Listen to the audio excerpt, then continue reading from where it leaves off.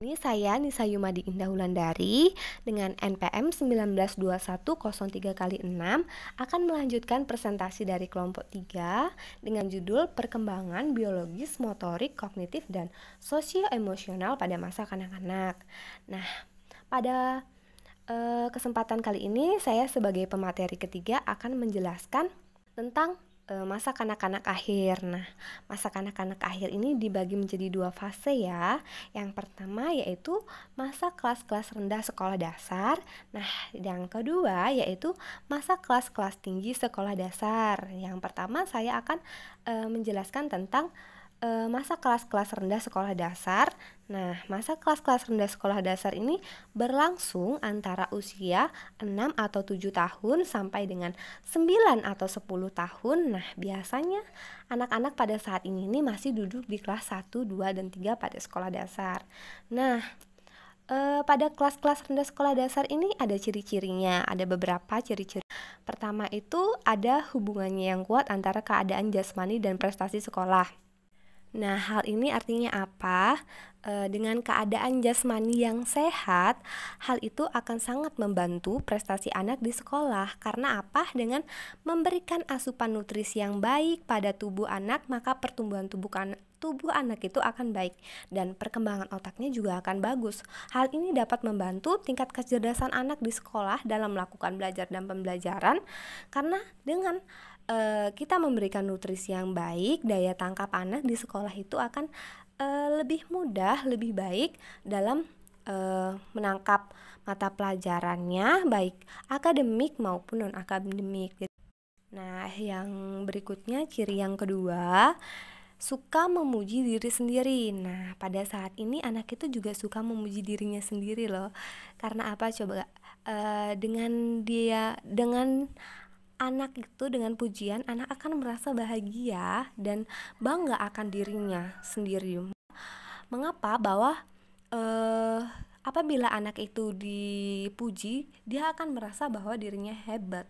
Mereka merasa bahagia oleh pujian-pujian tersebut. Oleh karena itu, dengan kebahagiaan yang didapat akibat pujian menyebabkan anak itu selain selalu ingin dipuji, mereka pun memuji dirinya sendiri untuk mendapatkan kebahagiaan di dalam dirinya, seperti itu. Nah, itulah yang menyebabkan kenapa pada saat ini anak itu masih suka memuji dirinya sendiri, karena dengan pujian mereka itu jadi merasa bahagia, seperti itu. Terus yang berikutnya yaitu ciri yang ketiga, kalau tidak dapat menyelesaikan suatu tugas atau pekerjaan itu dianggap tidak penting. Nah, ini artinya apa?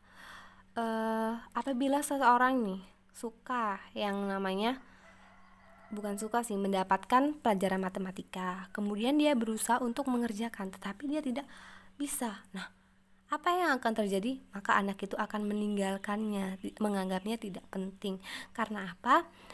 Anak pada saat ini minat untuk berusaha lebih kerasnya itu masih sangat minim. Karena itulah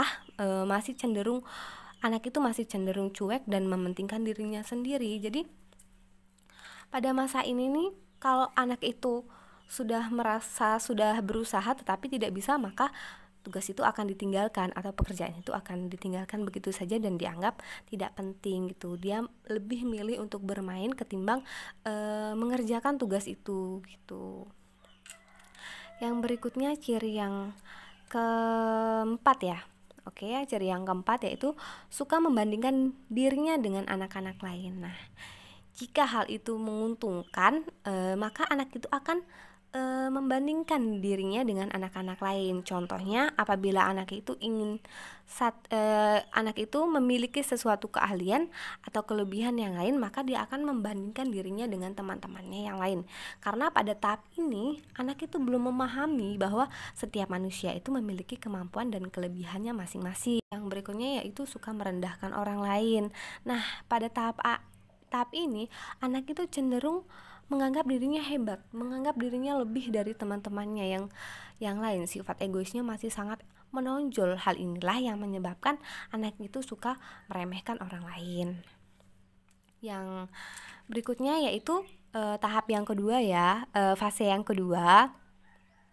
yaitu masa kelas-kelas tinggi sekolah dasar yang berlangsung antara usia 9 atau 10 tahun sampai dengan 12 atau 13 tahun nih. Nah, biasanya mereka itu duduk di kelas 4, 5, dan 6 sekolah dasar. Nah, pada masa ini juga anak-anak itu memiliki ciri-ciri. Yang pertama, yaitu perhatiannya tertuju pada kehidupan praktis sehari-hari. Nah, praktis itu adalah tindakan dalam kehidupan sehari-hari yang mereka ingin pelajari seperti itu. Jadi guru itu tugasnya untuk memberikan pembelajaran dalam kehidupan sehari-hari agar mereka itu tepat dalam melakukannya.